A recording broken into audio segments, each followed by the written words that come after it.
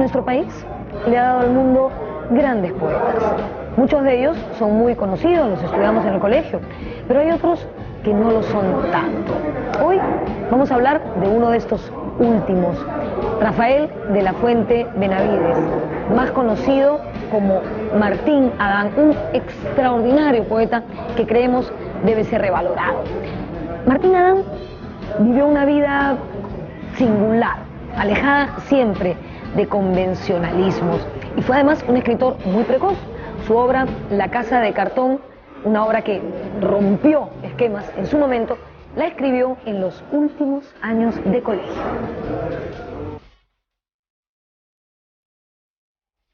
Martín Adán tuvo grandes amigos como José María Eguren, Estuardo Núñez, José Carlos Mariátegui y José Luis Bustamante y Rivero, que llegó a ser presidente de la República.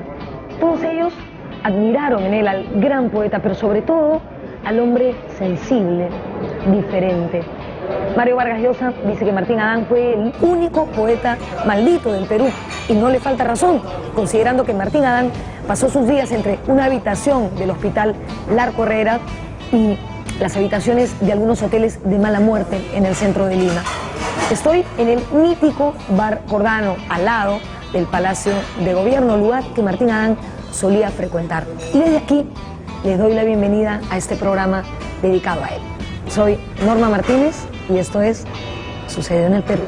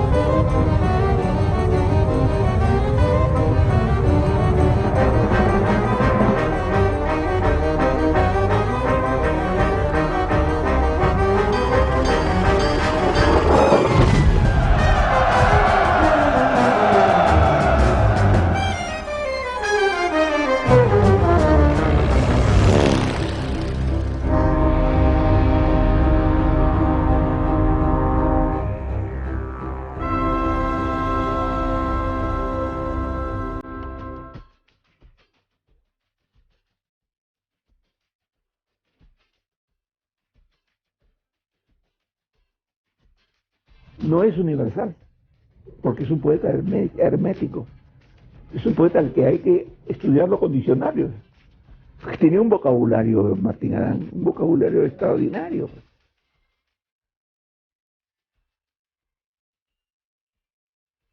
Tenemos la leyenda, ¿no es cierto?, que es una forma elaborada de la anécdota, el gran alcohólico, el gran solitario, el gran ingenioso, ¿no es cierto?, el gran limeño, pero ese no es el poeta.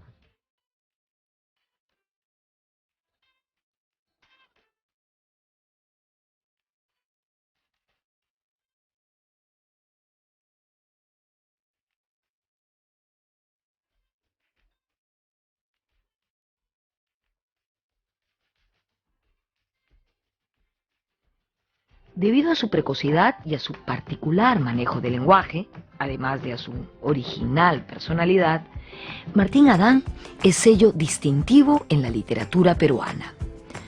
Su vida bohemia y sus largas estadías en el Hospital Larco Herrera son más conocidas que su poesía de compleja estructura. En este programa trataremos de esclarecer qué hay detrás de la persona y de su obra. Martín Adán no fue un poeta biográfico. Salvo su libro La Casa de Cartón, no existe mayor referencia en sus escritos a su propia vida. Cuando alguna vez le preguntaron sobre la relación entre su poesía y su vida, el poeta afirmó: ninguna. La vida se me impone. La poesía la elijo. Martín Adán nació el 27 de octubre de 1908 en el centro de Lima. Su verdadero nombre fue Ramón Rafael de la Fuente Benavides. Sus padres fueron Santiago de la Fuente Santolaya, comerciante natural de Pacasmayo, y la limeña Rosa Mercedes Benavides. El matrimonio no prosperó. Santiago de la Fuente abandonó el hogar y se fue a Pacasmayo. Ante esta ausencia, la figura paterna que tuvo el pequeño Rafael fue su abuelo, el médico ginecólogo Rafael Benavides.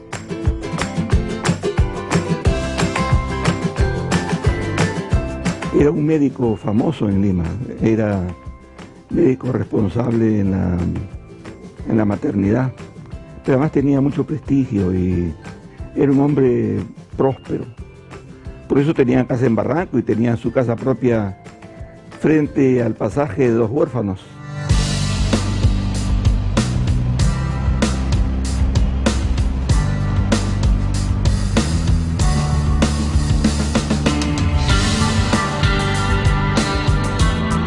En la calle Corazón de Jesús, actual cuadra 3 del Jirón Apurímac, donde me encuentro en este momento, nació y vivió parte de su vida Martín Adán, en una casa que era propiedad de su abuelo materno, Rafael Benavides, un distinguido médico de la ciudad.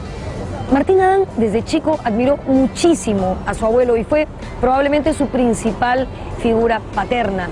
Ya mayor, él decidió llamarse solo Rafael, en homenaje a él, y no Ramón Rafael, como figuraba en su partida de bautismo.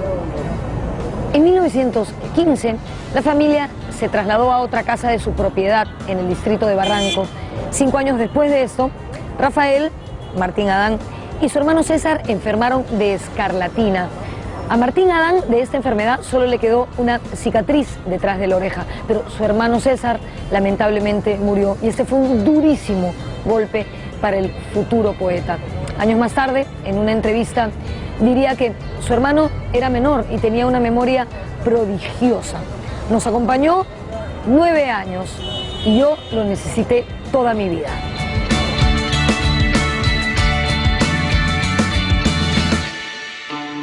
Según algunos investigadores, el poema Aloysius Acker estaría dedicado a su hermano César. Y por ti no llora el perro, y por ti no aúlla la madre, y por ti calla y no se enjuga el sepulturero. Y ninguno es más sordo, y ninguno es más ciego, y ninguno es más ninguno, más yo mismo, sin tú alguno. El tú que soy y que es el sino, el hermano menor, el hermano pequeño. Ya adulto, Martín Adán recordaba a su hermano César como un niño de inteligencia prodigiosa. Ambos pasaron momentos felices en el malecón de Barranco, cuando César recitaba graciosamente y de memoria el sermón del cura.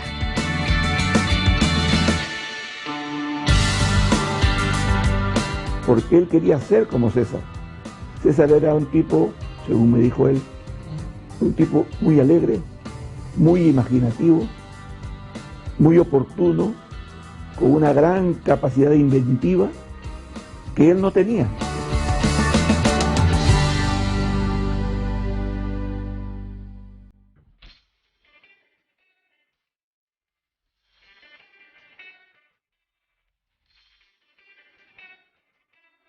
Martín Adán estudió la primaria y la secundaria en el Colegio Alemán entre 1916 y 1920.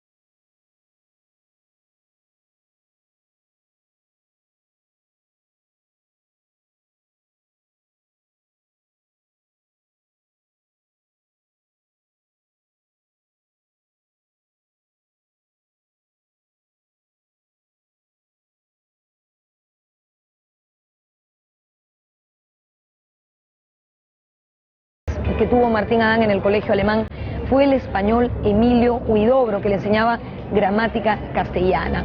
Él fue una influencia importante para Martín Adán, para su deseo de convertirse en poeta. El colegio alemán tuvo varios locales. Uno de ellos quedaba en la calle Mascarón, actual cuadra 5 del Jirón Cusco. Luego se trasladó a un local en la calle Botica de San Pedro y más tarde a uno en la calle Bolívar, en Miraflores. En esos 3 sitios estudió Martín Adán. El colegio luego se trasladó en los años 60 al local de la avenida Benavides, que seguramente conocemos muchos de nosotros.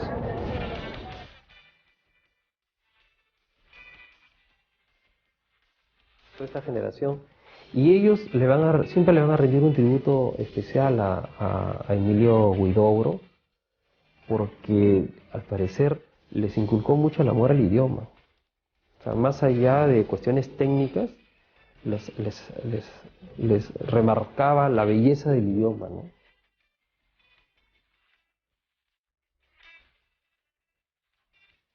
Rafael se hizo amigo de Estuardo Núñez y de José María Eguren, jóvenes con los que compartía el amor por las letras. A Eguren lo llamaba mi primer amigo literario. Muy jovencito, publicaría sus primeros escritos, nada menos que en la gran revista Amauta.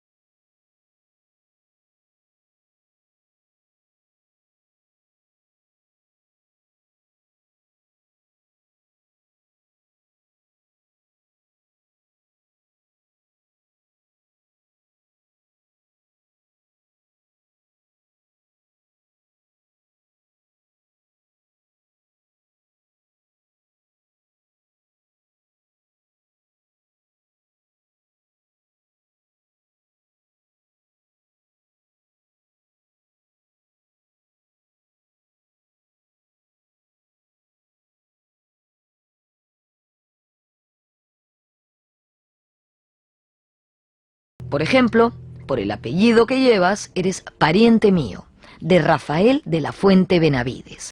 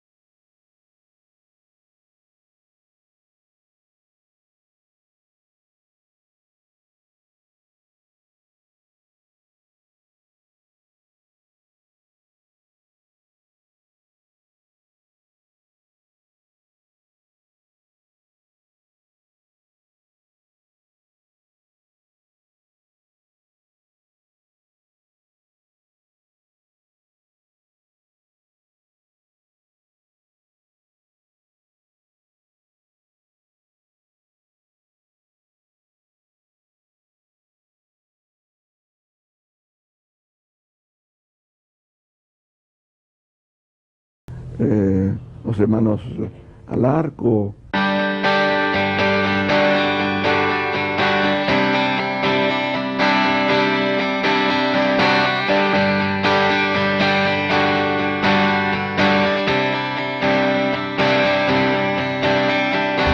Ya bajo el seudónimo de Martín Adán, Rafael de la Fuente Benavides publicó La Casa de Cartón en 1928.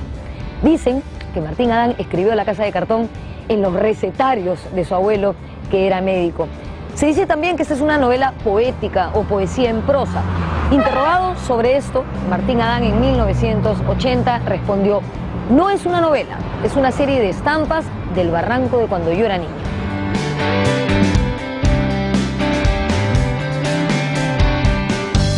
Es una edición que hizo él, pero además una edición que hizo él con mucho miedo, porque es un texto anticlerical en cierta medida para la mentalidad pacata de esa época, ¿no?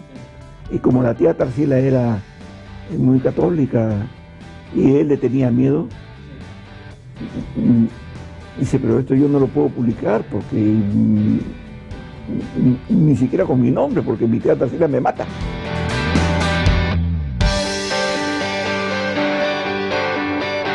La trama argumental de La Casa de Cartón es muy ingeniosa.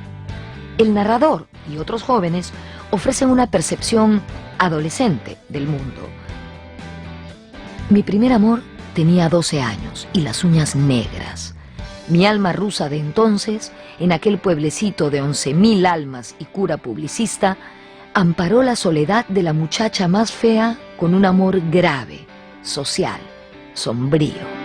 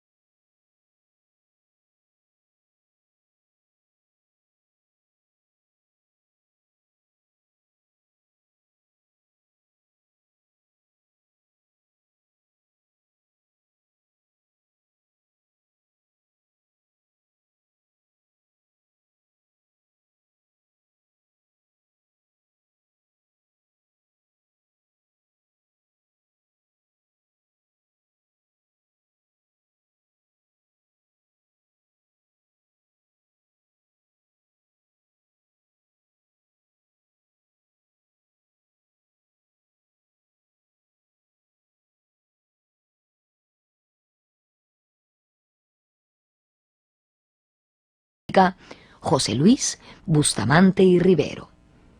En Arequipa, lejos de la tutela de la tía Tarsila, el poeta se entregó al alcohol.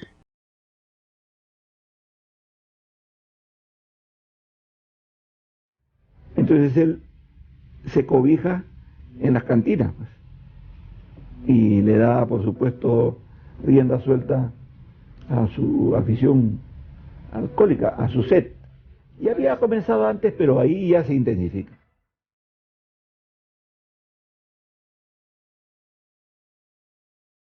En 1934 retornó a Lima.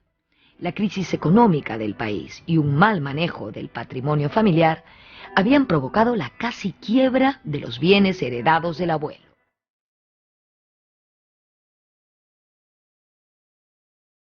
Y se ven pues en la imperiosa necesidad de venderlo todo y vender la casa que tenían en Barranco, luego partes del centro de Lima.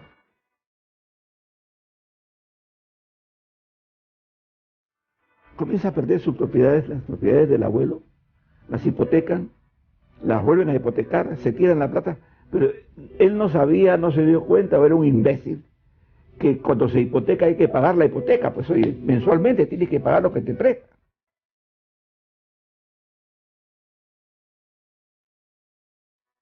En este contexto, el poeta optó por recluirse voluntariamente en el Hospital Víctor Larco Herrera. El motivo aparente era un serio problema de alcoholismo.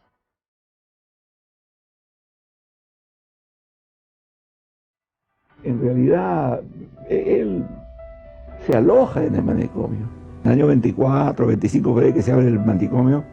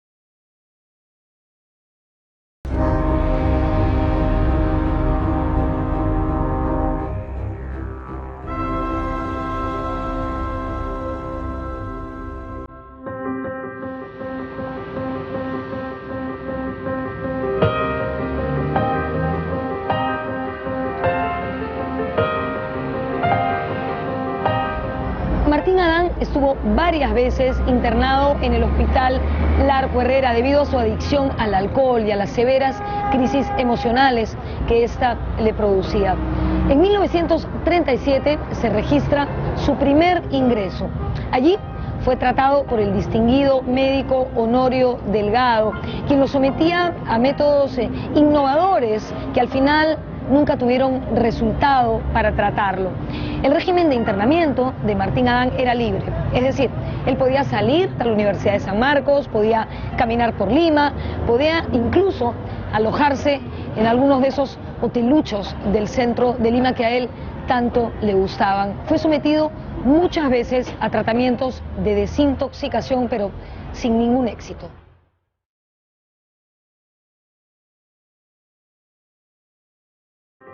Martín tenía un estatuto de paciente singular, ¿no? No era aquel que tenía que pedir un permiso siquiera, ¿no? Podía entrar y salir del Arco Herrera cuando él lo tuviera a bien, ¿no? En algunos casos sí se recomendaba, el médico le recomendaba mejor quédate, ¿no? Estamos desintoxicándote, etcétera, etcétera, ¿no? Entonces a veces se iba a algún bar y regresaba en un estado muy lamentable, ¿no? Insultando a medio mundo, qué sé yo, ¿no? El parte médico refiere que estaba deshidratado, a veces con anemia, muy mal alimentado, ¿no? en estado calamitoso, ¿no? Al siguiente día se disculpaba con las enfermeras y se mostraba muy respetuoso.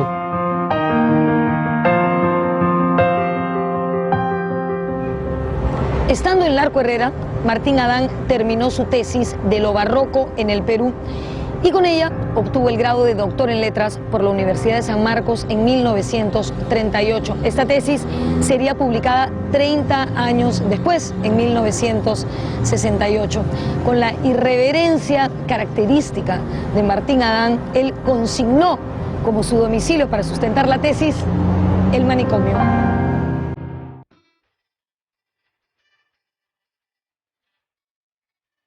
Su tesis doctoral de lo barroco en el Perú es un libro muy bueno, muy interesante, lleno de percepciones y de visiones extraordinarias. Es un libro hecho de frases brillantes.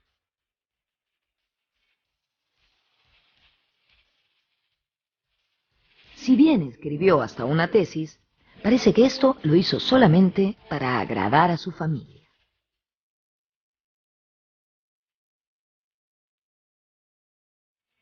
Yo siento que todo eso, toda la parte temprana de sus estudios han sido para beneficio de su mamá o de algunos tíos o de algo.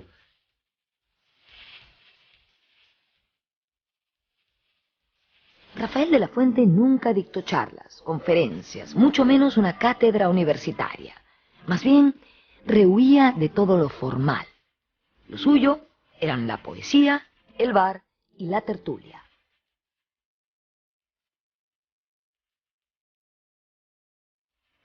Su relación con lo académico es un poco como su relación con lo oligárquico, ¿no? El hombre se siente parte de una casta, ¿no es cierto?, de un grupo de familias,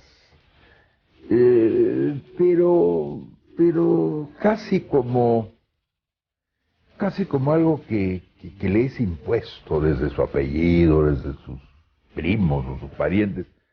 Porque cuando uno lo mira y mira su conducta, mira sus intereses, sus cosas, tampoco le interesa mucho. En realidad, lo único que le interesa a Dan es escribir poesía y chupar.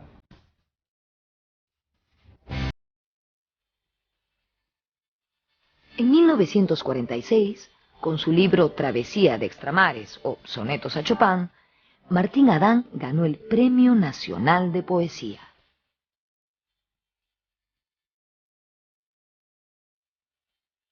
En Travesía de Extramares, no todos, pero casi todos los sonetos son arte poética. ¿Qué es arte poética? El arte poética es decir poéticamente dónde está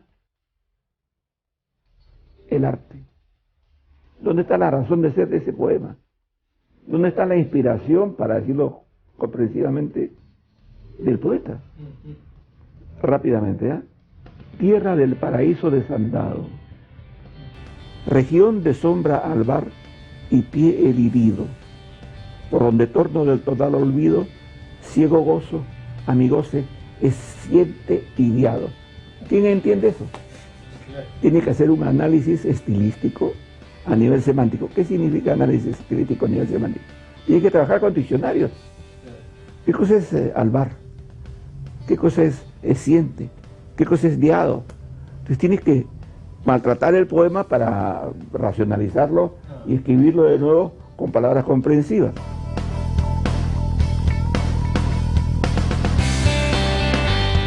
La rosa es el símbolo que acompaña a Travesía de Extramares y toda esta experiencia que se da en los límites de la conciencia, diríamos, ¿no? No las cosas cotidianas, sino las cosas que nos ponen al límite, ¿no? Como la muerte, la búsqueda de la divinidad, ¿no? Esas preguntas eternas de la filosofía, ¿no? Hechas con una maestría singular. Pues ninguno venía, la hermosa se dispuso a esperar a lo divino, que no cura de tiempo ni de camino, sino que está esperando, y es la rosa.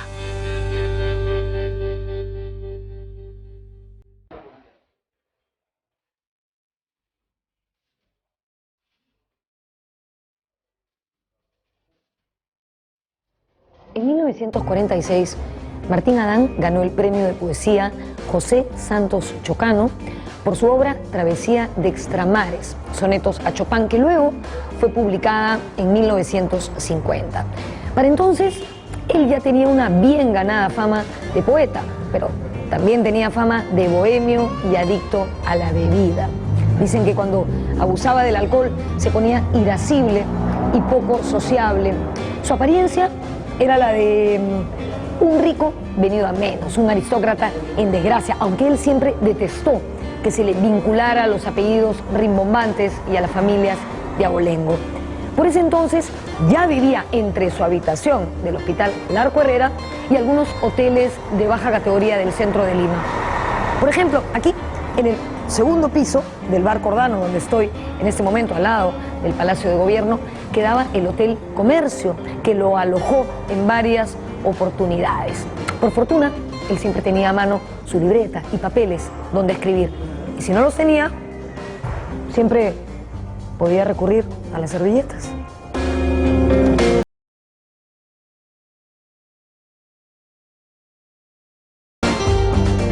A esas alturas, Martín Adán ya era un autor apreciado por la crítica literaria. Sin embargo, lejos de buscar comodidades y tranquilidad, el poeta siguió sumergiéndose en el alcohol y la soledad.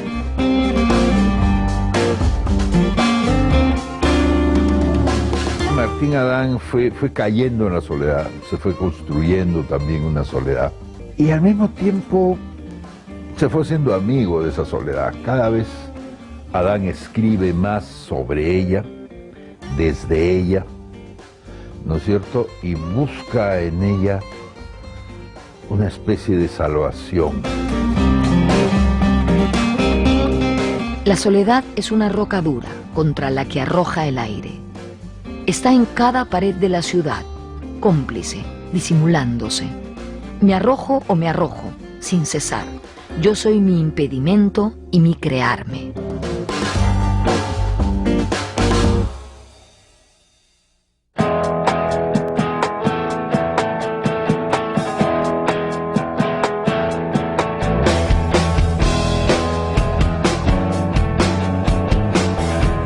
Martín Adán no sentía mucha simpatía por la política.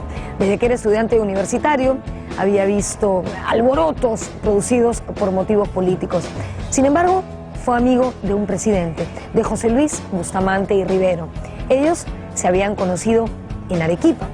Cuando José Luis Bustamante y Rivero asumió el gobierno en 1945, convocó a Martín Adán a una reunión aquí, en Palacio de Gobierno.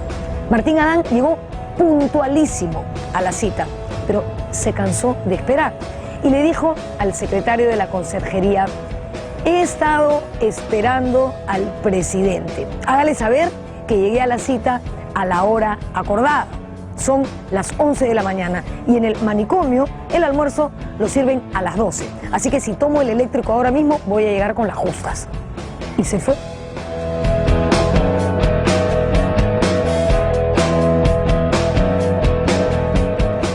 Bustamante Rivero, por supuesto, se enteró de esto y la siguiente vez que convocó a Martín Adán, le envió la movilidad presidencial oficial para que lo recogiese de Larco Herrera y lo trajese aquí, a Palacio de Gobierno. ¿Qué quería Bustamante y Rivero de Martín Adán? Quería proponerle un trabajo. Quería que él se hiciera cargo de sus discursos y de sus papeles. Podría quedarse a vivir aquí, tener 2 secretarias y fijar él mismo el sueldo que le provocase. Imagínense el calibre de esta oferta. Sin embargo, como ya podrán intuir, Martín Adán se negó. Le dio un rotundo no al presidente, diciéndole: estimado José Luis, esto es como pedirle a Belmonte, que era un famoso torero, que regrese al ruedo. Y una vez más, se fue.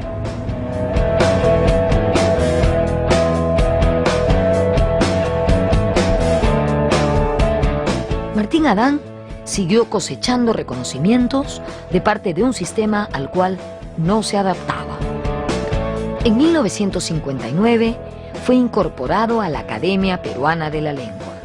Sin embargo, mientras otros contemporáneos suyos hacían carreras en docencia universitaria o carreras diplomáticas y políticas, el poeta prefirió dedicarse a lo suyo, la poesía y la bebida.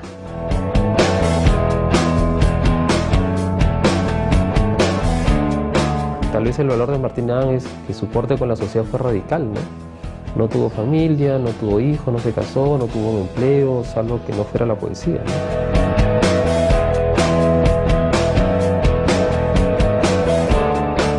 Martín Adán sobrevivía gracias a algunas rentas procedentes de su maltrecho patrimonio familiar. De igual modo, recibía ganancias por la venta de sus libros de poesía, editados por su gran amigo Juan Mejía Vaca. La recopilación de documentos y poemas de Martín Adán fue obra de Ricardo Arbulú. Juntos habían estudiado en San Marcos y Arbulú sentía una profunda admiración por el poeta. Él trabajaba en la dirección de la biblioteca del Arco Herrera, donde Martín Adán era paciente psiquiátrico, ¿no? Entonces era una suerte de confidente también y de persona que le podía trasladar las cartas a su destinatario, ¿no? Al destinatario que Martín Adán deseaba.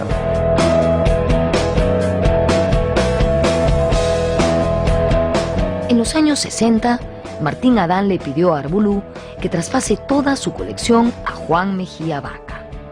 Arbulú cumplió la solicitud parcialmente, pues conservó parte de lo reunido. Estas colecciones, compuestas por diversos documentos y papeles del poeta, se conservan en la Universidad Católica y la del Pacífico.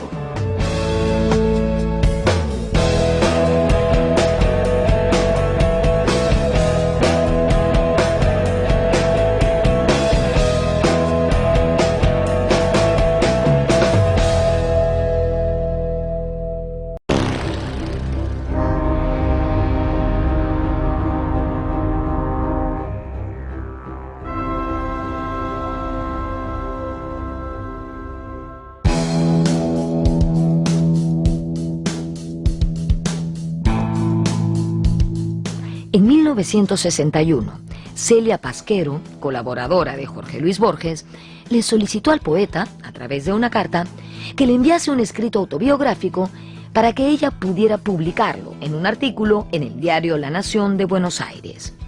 Martín Adán le respondió con un extraordinario poema, al que tituló Escrito a ciegas. ¿Quieres tú saber de mi vida? Yo solo sé de mi paso, de mi peso, de mi tristeza y de mi zapato. ¿Por qué me preguntas quién soy? Si quieres saber de mi vida, vete a mirar al mar. No, no soy el que busca el poema, ni siquiera la vida. Soy un animal acosado por su ser, que es una verdad y una mentira. 3 años después, en 1964, Martín Adán publicó La mano desasida, que era un canto coral a Machu Picchu. Gracias a este magnífico poema, ganó el Premio Nacional de Poesía.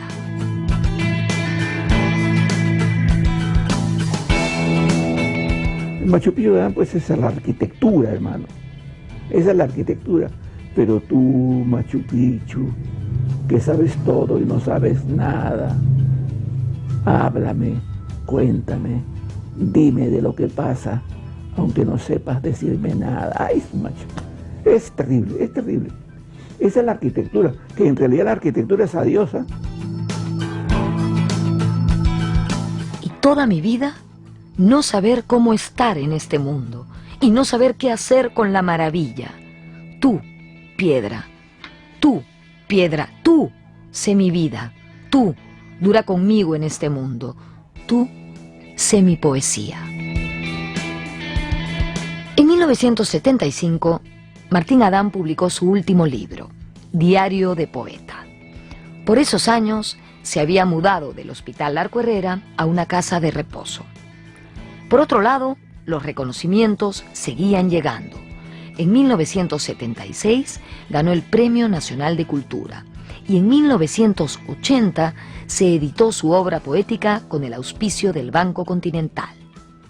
Para ese entonces, ya Rafael de la Fuente era un anciano con serios problemas de salud, quien, para sobrevivir, escribía una columna en el diario La República, llamada "El humano que está solo no es el único humano verdadero".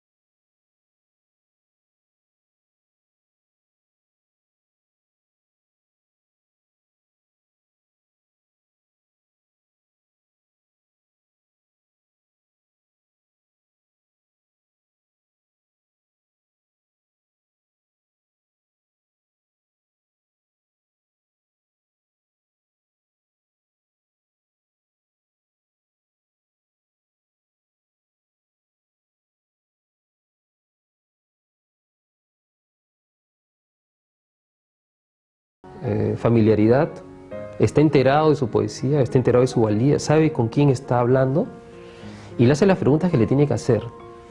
Y se desenvuelve el autor con comodidad, ¿no? En un momento hay malestar, por ahí alguna pregunta, pero yo creo que le hace las preguntas que él desea. A veces da la sensación que Martín Adán dirige la entrevista, le va dando las respuestas para que él le formule las preguntas que siguen. Hay esa sensación, o sea, hay esa complicidad, ¿no?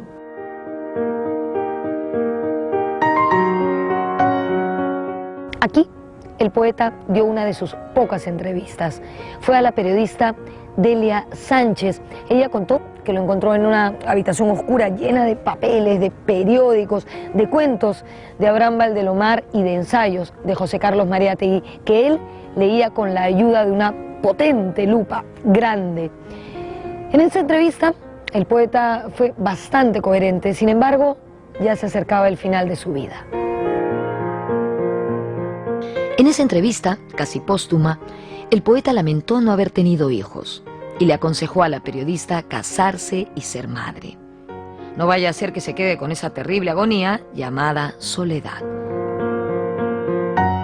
Trasladado nuevamente al Hospital Loayza, Rafael de la Fuente Benavides falleció el 29 de enero de 1985 a las 10:45 de la noche. Varios testimonios afirman que su deceso se produjo debido a un paro cardíaco. Sobre la muerte, el poeta ya había reflexionado en sus llamados poemas Underwood.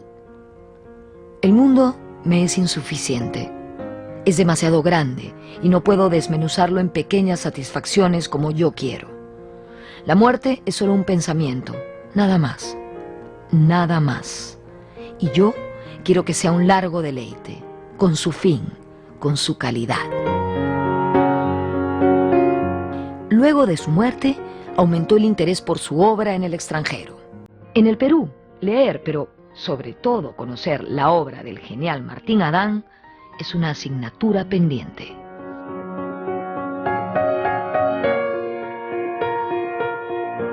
Creo que es un poeta muy querido, muy apreciado. La prueba es que a lo largo de los últimos 30 años siempre ha tenido algo muy parecido a un éxito editorial. Sin embargo, esta es una poesía difícil, que yo sospecho que tiene más seguidores que lectores.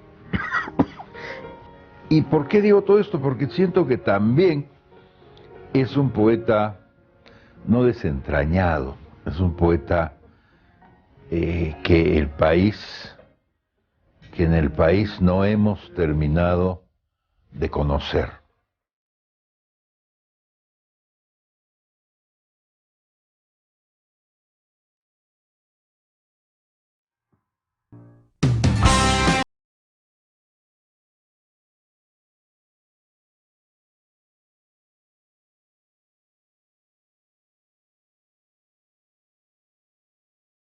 fascinados con la vida de Martín Adán, este extraordinario poeta de la talla de Vallejo o de Uren, que son muchísimo más conocidos. Casi al final de su vida, una periodista le preguntó a Rafael de la Fuente Benavides si creía que Martín Adán era un gran poeta. Él dijo: la crítica es la que lo cree.